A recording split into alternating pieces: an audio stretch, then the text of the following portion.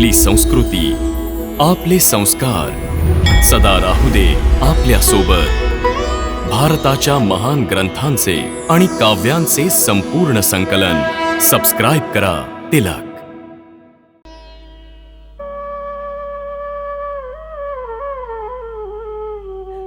मला तर अजूनही विश्वास नाही वाटत की माझ्या स्वामींचा संदेश घेऊन कोणीतरी खरोखरच माझ्याकडे आलाय. मला भीती वाटतेय की माझे डोळे उघडतील आणि मला समजेल की मी एक स्वप्न बघत होते. हे कपिश्रेष्ठ, काय तुम्ही खरंच सांगत आहात? काय माझे स्वामी पण माझी तितकीच आठवण काढतात जितकी मी त्यांची काढते? मला क्षमा करा माते. प्रभू रामांचं प्रेम आपल्यापेक्षा कितीतरी जास्त आहे, पण ते कोणी पाहू शकत नाही. आपण एखाद्या राक्षसीणीला आपल्या मनातली गोष्ट सांगू शकता, पण प्रभूंची विवशता बघा. ते तर आपल्या मनातली गोष्ट कोणाला सांगू पण शकत नाहीत. सर्व दुःखाला आपल्या हृदयात दाबून टाकून कोरड्या डोळ्यांनी फक्त चौकडे बघत राहतात. कोणाला काही सांगत नाहीत, रात्रीचे झोपत नाहीत. त्यांची व्यथा कोण समजू शकणार? येताना मला फक्त एवढंच म्हणाले की हनुमान, सीतेला सांग, तू गेल्यानंतर माझा देह प्राणहीन झाला आहे. बस. मग असं वाटलं की त्यांनी मुखभाषेत आपल्याला खूप काही सांगितलं, जे कदाचित फक्त आपणच ऐकू शकता. हो, मी ऐकू शकते. मी ऐकतेय हनुमान. त्यांनी मूक भाषेत जे काही मला सांगितलं ते सर्व ऐकतेय. त्यांना सांगा की सीता आपलीच आहे आणि आपल्याच विश्वासावर अजूनपर्यंत जिवंत आहे. पण आता जीणं असहाय्य झालंय. आता यायला उशीर केला तर मी जिवंत नाही दिसणार. असं नाही होणार माते. तात, तुला नाही माहित मी किती दुःखात जगतेय. मी सर्व पाहिलंय माते. वृक्षावर बसल्या बसल्या रावणाचा संवाद, या राक्षसीणींचा व्यवहार सर्व बघितलंय. आणि मी हे पण पाहिलं आहे माते, एक पतिव्रता स्त्रीचं तेज, तिन्ही लोकांचा विजेता आणि घमेंडी रावणाला कसं निस्तेज करून टाकतं ते. आणि हे पण पाहिलं आहे की चंद्रहासासारखं जगत विजयी खड्ग गवताच्या पात्यापुढे कसं डोकं नमवतं माते. धर्माची शक्ती आणि अधर्माच्या दुर्बलतेचं मर्म आज आपल्या श्रीचरणांच्या प्रतापामुळे पाहिलंय माते. आम्हाला आशीर्वाद द्या की आम्ही वानर जात श्रीराम प्रभूच्या सेवेमध्ये सफल होऊ आणि या राक्षसांचा सर्वनाश करू. परंतु वानर राक्षसांचा सामना कसे करू शकतील? तू पाहिलं असशील, राक्षस तर एकापेक्षा एक धिप्पाड आहे आणि वानर तर सर्व तुझ्यासारखे असतील ना वत्सा? होय माते, सगळे माझ्यासारखे आहेत.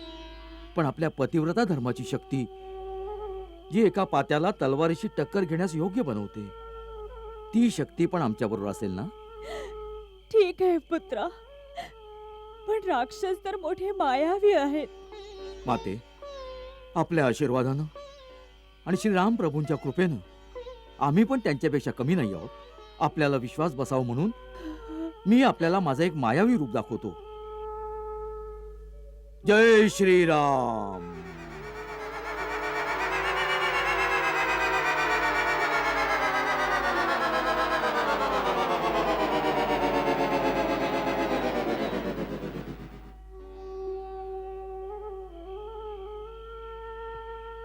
बघ माते, महाराज सुग्रीवांच्या सैन्यामध्ये माझ्यापेक्षा सुद्धा बलवान योद्धे आहेत. आपण विश्वास ठेवा, आम्ही त्यांच्यापेक्षा कमी नाही. माझा तुझ्यावर विश्वास बसलाय वत्सा. तू आता आपल्या खऱ्या रूपात ये. जय श्रीराम.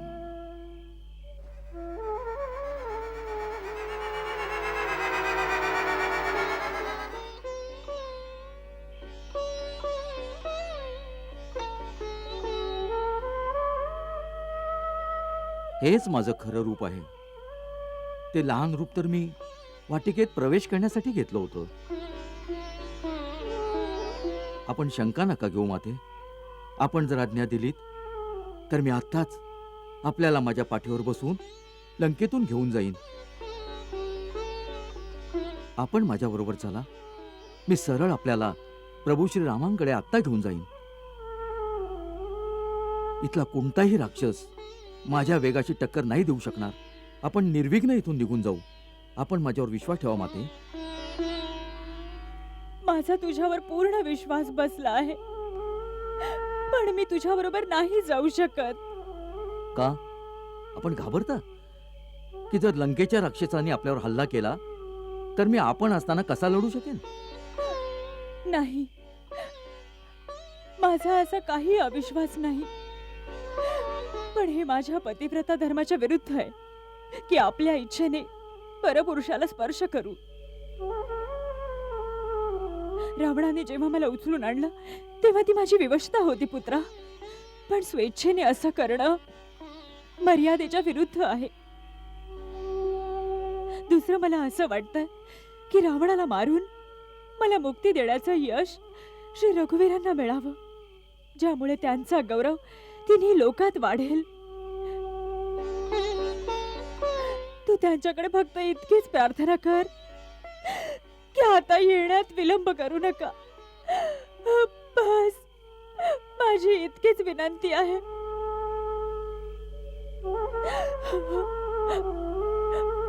आता तू जा.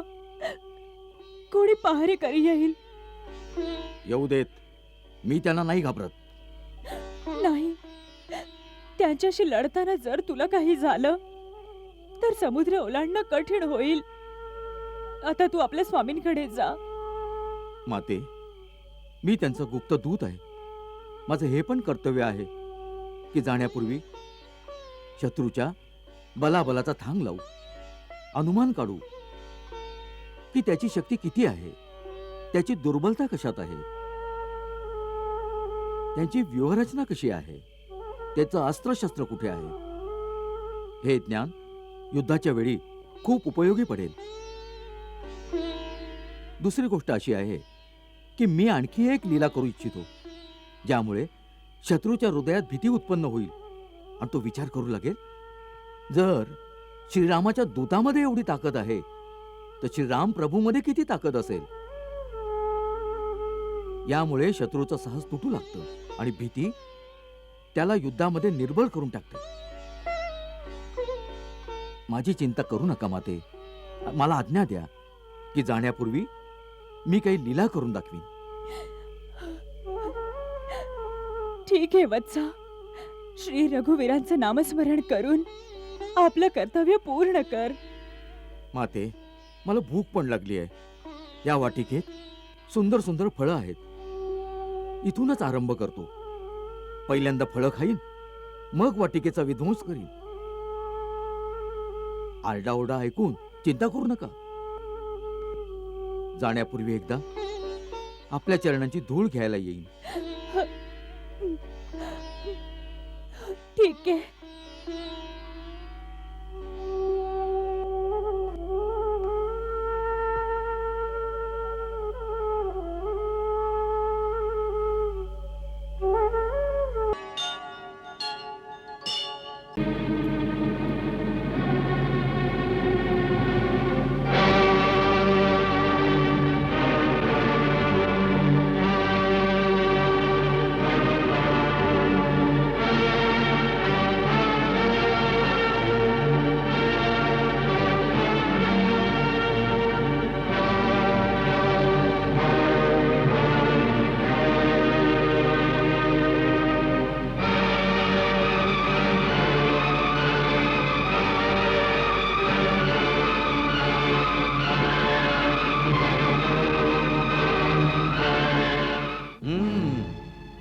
या वानराला घाबरत होतात.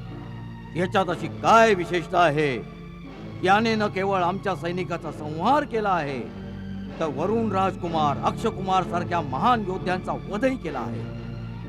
महाराज, हा दिसण्यात जितका साधा आहे, वास्तवात तितका साधा सुद्धा नाही. हा परम मायावी आहे. अनेक प्रकारच्या कपट विद्या जाणतो, म्हणून हा कोणाच्या तावडीत नाही सापडला. याच्या बरोबर युद्ध करते वेळी एकदा तर मीही विचलित झालो. मग ब्रह्मास्त्राच्या वापराने मी त्याला कैद करू शकलो. याच्यासाठी तुला ब्रह्मास्त्र चालवावं लागलं. होय पिताश्री. तर मग अवश्य हा आमच्या समोर आणण्या योग्य आहे. बोल वानरा, कशाच्या जोरावर तू आमच्या सुंदर उपवनास उजाड केलंस? आमचे राक्षस जे तिथले रक्षक होते, तू त्यांना कुठल्या अपराधासाठी मारलास? प्रभू, आपल्या शरीराला व्यवस्थित ठेवणं आणि त्याचं रक्षण करणं प्राण्याचा पहिला धर्म आहे. ह्याच धर्मानुसार जेव्हा शरीर अत्यंत भुकेले असेल आणि खाण्याचा पदार्थ समोर असेल तर ते खाण्यामध्ये धर्म आणि न्यायाच्या दृष्टीने काहीही दोष नाही. मी 100 योजने समुद्र ओलांडून आलो होतो. या परिश्रमाने मी खूप थकून गेलो होतो आणि भूकही लागली होती. म्हणूनच अशोक वाटिकेतील फळं आपला अधिकार समजून खाल्ली. महाराज, रात्रीच्या वेळी जेव्हा वृक्ष झोपलेले असतात तेव्हा त्यांची फळे व पानं तोडणं वर्ज्य आहे. ह्यासाठी मी प्रथम त्यांना हलवून हलवून जागं करत होतो. त्यांना हलवता हलवता काही वृक्षांची मुळे बाहेर निघाली. बस मग आपल्या सैनिकांनी माझ्या शरीरावर प्रहार केले. आपल्या शरीर रक्षणाच्या धर्मासाठी मला त्यांच्याशी लढावं लागलं. महाराज, यांनी माझ्यावर प्रहार नाही केला, मी त्यांना काही नाही केलं. बस मी केवळ त्यांनाच मारलं ज्यांनी मला मारण्याचा प्रयत्न केला. ह्यासाठी आपले पुत्र राजकुमार अक्ष याला परलोकी पाठवावं लागलं.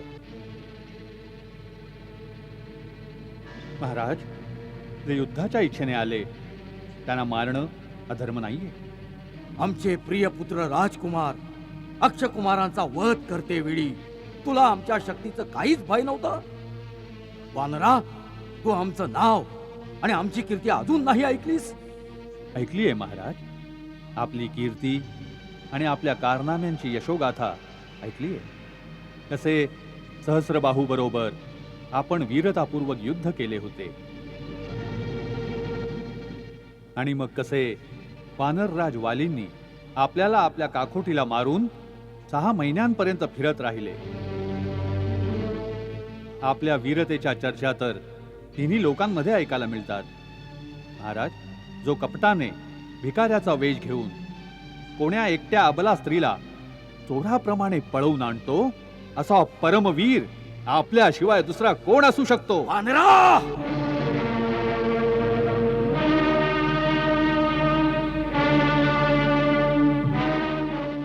माझ्या दरबारात अशा उर्मटपणे भाषा करण्याचा साहस कुणी नाही करू शकत. सेनापती जी महाराज, याची जीभ आता छाटून टाका.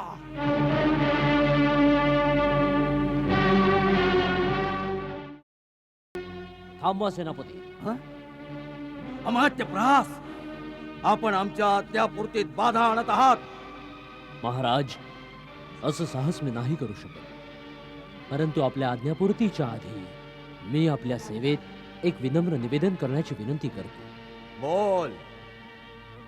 हे लंकेश्वर, हा कोणी सामान्य मानर वाटत नाही आणि याचं इथं येणंही काही सामान्य गोष्ट वाटत नाही. हे वानर रूप याचा खोटा वेश वाटतोय. कारण जितकं तेज याच्यात आहे तितकं वानरांमध्ये नसतं. असू शकतं की हा इंद्राच्या म्हणण्यावरून इथं आला असेल, किंवा कुबेर अथवा यमाचा दूत असेल, किंवा विष्णूनच याला इथं पाठवलं असेल. सगळ्यात आधी हे जाणून घेणं अत्यंत आवश्यक आहे.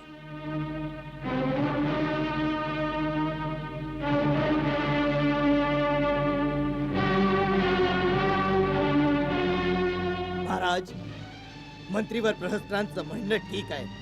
हे जाणणं परम आवश्यक आहे की कोणी ह्याला पाठवलंय आणि त्याच्या मागे कोणा शत्रू किंवा स्वतः देवतांचं काय षडयंत्र आहे. ही सगळी माहिती जी याच्याकडून मिळू शकते याची जीभ छाटून त्याची संधी जाईल. सेनापती, सगळ्यात आधी ह्याच्याकडून सगळी माहिती घ्या आणि जर हा सरळ रीतीनं सांगत नसेल तर याला अशा यातना द्या ज्यानं हा सर्व काही सांगण्यास तयार होईल. आम्ही आपल्या विवेकाची प्रशंसा करतो, सेनापती, अमात्य प्रहसच्या आज्ञेचे पालन करा. इतक्या मोठ्या कार्यक्रमाची आवश्यकता नाहीये महाराज. एवढीशी गोष्ट तर मी स्वतः सांगतो. मी वायुदेवतेचा औरस पुत्र हनुमान आहे. मला ना भगवान विष्णूने पाठवले आहे आणि ना इंद्र आदी देवतांनी. मी तिन्ही लोकांचे स्वामी, अत्यंत तेजस्वी, रघुकुल शिरोमणी भगवान श्रीरामांचा दूत आहे.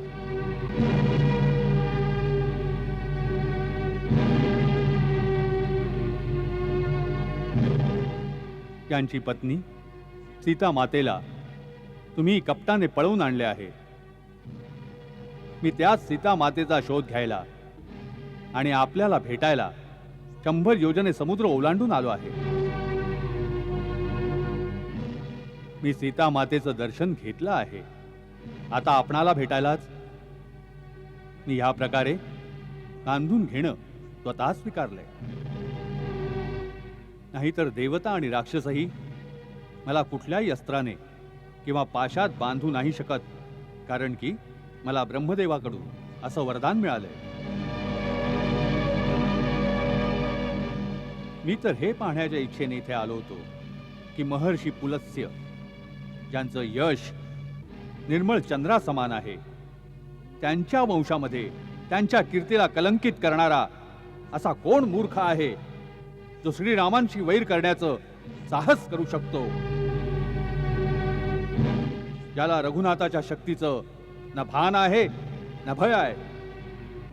तू एका तुच्छ मानवाच्या शक्तीनं रावणाला घाबरवायला आलायस? रावण, ज्याला ब्रह्मा आणि स्वतः भगवान शिवाकडून शक्ती प्राप्त झाली आहे. जर मी भगवान शंकर असतो तर यावेळी आपल्याला हाच उपदेश दिला असता की वत्सा, माझ्या शक्ती आणि माझ्या दयाबुद्धीचा दुरुपयोग नको करूस. तू धर्मपूर्वक तपस्येच्या द्वारे ज्या शक्ती माझ्याकडून मिळवल्या आहेस त्यांचा उपयोग विनम्रतेने धर्माच्या कार्यातच कर. जर त्यांच्यामुळे आपल्या अंगात पाप, अहंकार आणि अधर्म प्रबळ होऊ दिलास तर त्याचा एकच परिणाम होईल, विनाश, संपूर्ण विनाश.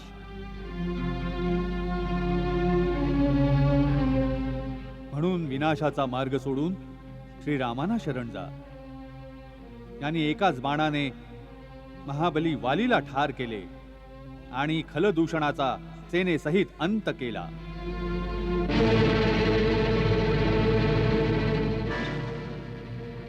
त्यांना ओळखा, ते साऱ्या जगताचे स्वामी आहेत. तिन्ही लोकांमध्ये त्यांच्याशी टक्कर घेणारा कुणीही नाही. समस्त देवता, ब्रह्मा, स्वतः मीही त्यांच्या समोर सदा नतमस्तक राहतो. वत्सा, अजूनही वेळ आहे. जानकी मातेला घेऊन त्या शरणागत वत्सलाला शरण जा. केवळ वानरा, ही भगवान शिवाची वाक्य आहेत का तुझ्या भ्रमित बुद्धीचे प्रलाप? वा, आता वानरासारखे आदम प्राणीही रावणाला गुरुप्रमाणे उपदेश करतात. चांगले उपदेश कुठूनही मिळाले तर ग्रहण केले पाहिजेत. राजा, आपले रूप आणि धैर्य अद्भुत आहे. आपलं साहस अनुपम आणि कांती निराळी आहे. आपल्यात एका महान राजाची सर्व लक्षण हजर आहेत. केवळ मनाची वृत्ती बदलूनच आपण ते स्थान प्राप्त करू शकता. तिथे देवता आपली पूजा करतील. लक्षात ठेवा, धर्माविरुद्ध कामाने सदा अनर्थच उत्पन्न होईल. पाप स्वतःच आपल्या कर्त्याला मुळापासून नष्ट करून टाकते. म्हणून आपल्यासारख्या बुद्धिमानास दुसऱ्याच्या स्त्रीला घरात कैद करण्यासारखे निंद कार्य शोभा नाही देत. हेच एक पाप आपल्या सर्व शक्ती आणि सोन्याच्या महालांसहित या लंकेचा नाश करून टाकेल. या हसत्या खेळत्या देशामध्ये एका चित्काराखेरीज काहीच उरणार नाही. मृतात्म्यांना पाणी देणार देखील कोणी नाही राहणार. बस!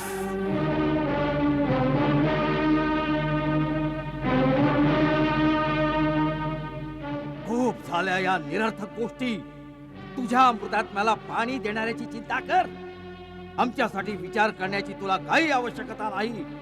ब्रह्मदेवाच्या आशीर्वादानं देव, दानव, यक्ष, गंधर्व, किन्नर, नाग, असुर इतकंच काय कुठल्याही योनीतील प्राणी आम्हाला नाही मारू शकत.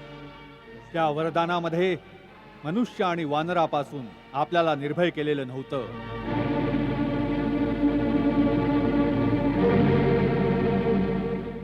भगवान श्रीराम ह्यावेळी नररूपात आहेत आणि सुग्रीव वानर आहे.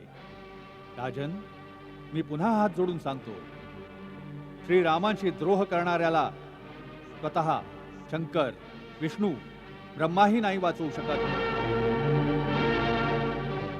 रामाशी विन्मुख होऊन लाखो करोडोंची संपत्तीही अशीच रयाहीन आहे. जसे एखाद्या स्त्रीचे शरीर सोन्याचे दागिने घालूनही वस्त्रांशिवाय मर्यादाहीनच राहतं. महाराज रावण, मी आपल्याला अंतिम सूचना देतो की जिला आपण सीता समजत आहात ते विषमिश्रित भोजनासारखे असून आपल्या मृत्यूचा संदेश आहे.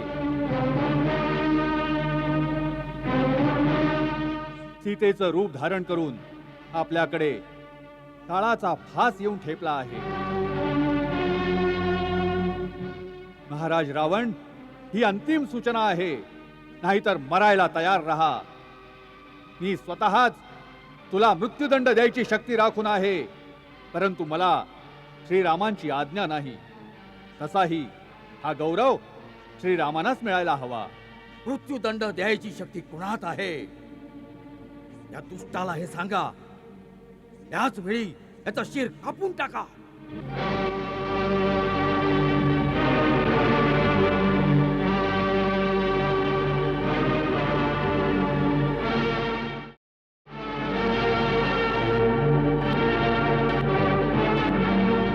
थांबा.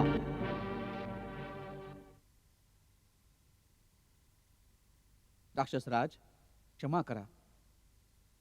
जर आपण रागावणार नसाल तर सेवकाची एक विनंती आहे. सांग. महाराज, हा वानर दूत बनून आला आहे. या वानराचा वध करणं धर्माविरुद्ध आहे आणि लोकाचाराच्या दृष्टीनेही निंद्य आहे. आपण तर राजधर्माचे विशेष जाणकार आहात. आपल्यासारख्या वीरास हे कदापि उचित नाही. मी विभीषण काकांच्या प्रस्तावाशी सहमत नाही. मी तर याला दूतही नाही मानत, कारण याने दूतासारखं आचरणच नाही केलं. आल्या आल्या शत्रूप्रमाणे आमच्या सैनिकांचा वध केलाय. याने एका गुप्तचरासारखंच आचरण केलं आहे. हातात आलेला शत्रू किंवा त्याच्या गुप्तचरास सोडून देणं यात हुशारी नाहीये महाराज. नंतर मग पश्चाताप होतो. मी ह्याला मृत्यूदंड देण्यास अनुमोदन देतो. इंद्रजिताचं कथन सत्य आहे. पाप्याचा वध करण्यात काही पाप नाही. या वानरानं राजवाटिका उद्ध्वस्त करून राजकुमार अक्ष आणि महाबली जांबूमलीचा वध केला आहे. याचा वध न्यायोचित आहे. लंकेश्वर, सत्पुरुषांचं म्हणणं आहे की दूत कुठेही कोणत्याही वेळी कोणत्याही अवस्थेत वध करण्यायोग्य नसतात. ह्यात संशय नाही की ह्याने सगळी कामं शत्रूसारखी केली आहेत. तरीही दूताचा वध करणं उचित नाही समजलं जात. या वानराला मारण्यात मला काहीच फायदा दिसत नाही. ज्यांनी ह्याला इथे पाठवलं आहे त्यांनाच प्राणदंड द्यायला हवा. नीती आणि धर्माचे जाणकार आमच्या मंत्र्यांचं काय मत आहे? महाराज, मला क्षमा करा, परंतु मी कुठल्याही दूतासाठी मृत्यूदंड कधी नाही ऐकला. जर दूत मर्यादेचं उल्लंघन करत असेल तर त्याच्यासाठी दुसऱ्या प्रकारचे बरेचसे दंड उचित सांगितले आहेत. जसं अंगभंग करून टाकणं किंवा डोक्याचं मुंडन करणं किंवा त्याच्या शरीरावर काही चिन्ह उमटवणं. महाराज, दूत सदा आपल्या स्वामीच्या अधीन असतो, म्हणून तो आपल्या स्वामीच्या हिताचीच गोष्ट करतो. म्हणून तो शत्रूप्रमाणे जरी व्यवहार करेल तरी वधाच्या योग्य नसतो. माझ्या मते ह्याला दुसरा कुठला तरी दंड द्यायला हवा.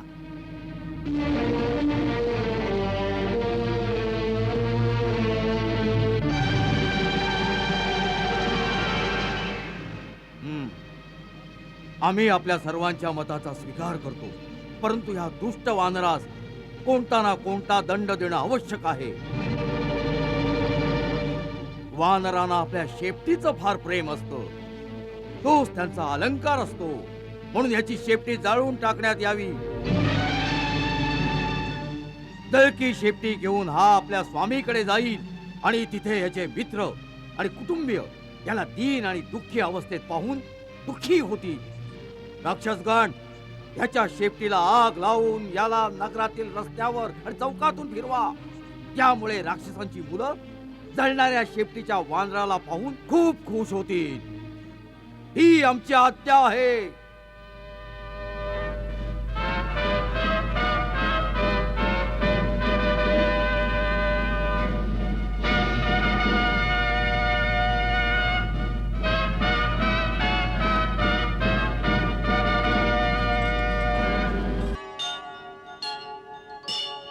राम राम. हे राम. जय श्री राम.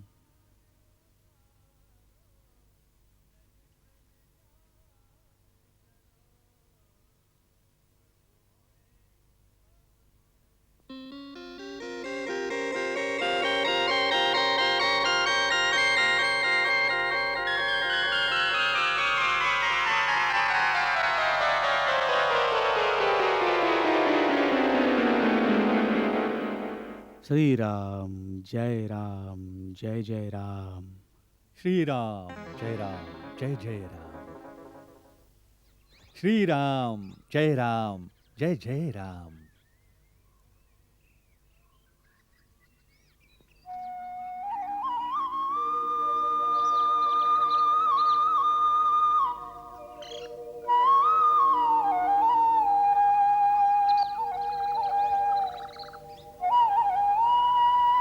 जय श्रीराम. जय श्रीराम. आपण हे देवा, आपण कोण आहात? लंकेत श्रीरामाचा विजय असो म्हणण्याचं साहस करणारे आपण कोण आहात? आणि या महालात कसे आलात? आकाश मार्गातून जात होतो. या अंगणामध्ये तुळशी वृंदावन पाहून भिंतीवर शंख आणि चक्राचं चिन्ह पाहून समजलो की हे कुणा नारायण भक्ताचं घर आहे. ह्याच कुतूहलापोटी आपल्या दर्शनासाठी थांबलो. आणि आता उरला श्रीरामांच्या जय जयकाराचा प्रश्न. तर श्रीमान, हाच प्रश्न मी आपल्याला विचारू इच्छितो. मी तर बाहेरून आलोय, काहीही म्हणू शकतो, परंतु आपण तर लंकेचे निवासी असूनही श्रीरामांची जय म्हणण्याचे साहस करू शकता. असे साहसी वीर आपण कोण आहात? काय आपण राक्षस कुळातील नाही आहात? मी राक्षस कुळातीलच आहे, परंतु श्रीरामाचा भक्त आहे. का राक्षस जातीला श्रीराम प्रभूंच्या भक्तीचा अधिकार नाही आहे? त्यांच्या भक्तीचा अधिकार तर प्राणीमात्रांना आहेच. प्रभू आपल्या भक्तांमध्ये उच्च नीच, जाती जातीत भेद नाही करत. त्यांच्या निकट तर देव, दानव, मानव इतकंच नाही तर पशुपक्षातही काही भेद नाहीये. त्यांची भक्ती सगळ्यांसाठी सुलभ आहे. मला तर केवळ इतकंच कुतूहल आहे की राक्षस जातीत असा कोणता वीर आहे जो श्रीराम प्रभूंचा भक्त आहे आणि लंकेत राहण्याचे साहस करू शकतो. त्यासाठीच आपला परिचय जाणू इच्छितो. मी महर्षी विश्वाचा पुत्र आणि महाराज रावणाचा छोटा भाऊ विभीषण आहे. जर लंकेत राहण्याचाच प्रश्न असेल तर हे महात्मा, मी त्याच प्रकारे इथे राहतो जशी दातांच्या मध्ये जिव्हा राहते. परंतु या दुःखद अवस्थेतही एकच आशा आहे की एक दिवस मला श्रीरामाचं दर्शन होईल आणि ते माझा उद्धार करतील. किती आश्चर्याची गोष्ट आहे. आपण अजून श्रीरामांना पाहिलं सुद्धा नाही आणि त्यांची भक्ती करत आहात. हे कसं शक्य झालं? ब्राह्मण देवता, आम्ही तिन्ही भावांनी एकत्रच कठोर तपश्चर्या करून ब्रह्मदेवाला प्रसन्न केलं होतं. जेव्हा ब्रह्मदेवाने वरदान मागण्यास सांगितलं तेव्हा मोठ्या भावांनी शक्ती मागितल्या आणि मी केवळ श्रीनारायणाची अनन्य भक्ती आणि त्यांच्या दर्शनाचा वर मागितला. तेव्हा ब्रह्मदेवाने सांगितलं की जेव्हा श्रीनारायण रामरूपात अवतार घेऊन लंकेत येतील तेव्हा तुला त्यांचं दर्शन होईल. तेव्हापासून मी त्यांची वाट पाहत राम नामाचा जप करत आहे. धन्य आहात आपण आणि धन्य आहे आपली भक्ती. आता आपण आपला परिचय द्या की आपण कोण आहात. आपण आत्ताच सांगितलं की आपण बाहेरून आला आहात. आपण कोणी हरिभक्त आहात, कोणी देवता आहात, का स्वतः श्रीराम आहात जे मला आपलं दिव्य दर्शन द्यायला इथे आले आहेत. राम राम राम. आपण मला कुठे पोहोचवलं तर राजन? मी तर एक अधमातली अधम व्यक्ती आहे. एका अशा कुळातला आहे ज्याचे पहाटे नाव घेणंही अशुभ मानलं जातं. माझा हा खोटा वेश आहे. माझं खरं रूप वानराचं आहे. माझं नाव हनुमान आहे. प्रभू श्रीरामांची उदारता पहा. माझ्यासारख्या सद्बुद्धीहीन व्यक्तीलाही आपला सेवक बनवलं आणि सेवकावर तर त्यांचं विशेष प्रेम असतं. म्हणून हे विभीषण, प्रभू श्रीरामांच्या अनुग्रहावर सदैव विश्वास असायला हवा. तेव्हा जीव आपल्या कर्तव्य पथावर ठामपणे राहू शकतो. हे हनुमान, आपल्या या गूढ उपदेशाने माझी बुद्धी स्थिर आणि चित्त शांत झालं आहे. आता मला विश्वास वाटत आहे की मला अनाथ समजून एक दिवस प्रभू माझ्यावर अवश्य कृपा करतील. या उपकारासाठी मी आपल्याला शतशत प्रणाम करतो.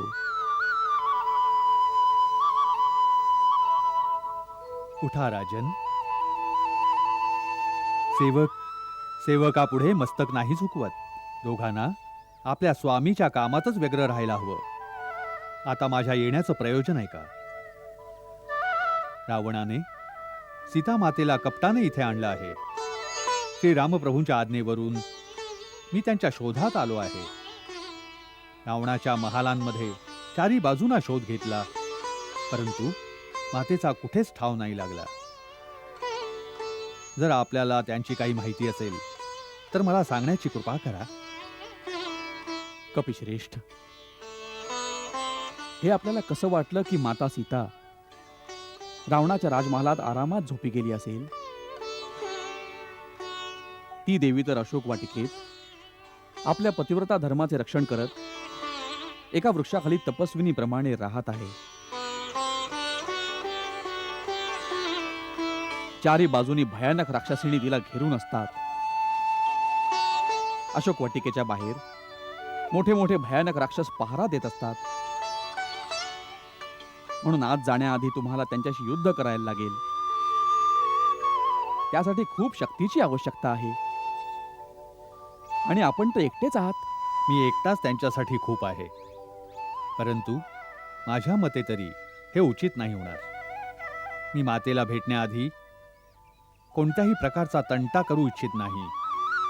नाहीतर हे कळल्यानंतर की रामाचा कोणी दूत सीता मातेला भेटायला आला आहे, ते लोक त्यांना कुठेतरी दुसरीकडे लपवतील. मग काही नाही. मी माझं रूप अति सूक्ष्म करीन आणि रात्रीच्या अंधारात चुपचाप मातेच्या आसपास पोहोचीन. एकदा त्यांच्यापर्यंत प्रभूंचा संदेश पोहोचवून त्यांचं काही सांत्वन करीन. मग मी माझ्या दुसऱ्या रूपांमध्ये रावणाच्या योद्ध्यांची शक्तीही जाणण्याचा प्रयत्न करीन. ठीक आहे, आता मला आज्ञा द्या. सूर्य भगवान उगवले आहेत. आता सगळा दिवस कुठेतरी लपून काढीन आणि रात्रीच्या अंधारात अशोक वाटिकेत पोहोचीन. निघा हो भक्तराज, श्रीराम आपले रक्षण करतील. जय श्रीराम. जय श्रीराम.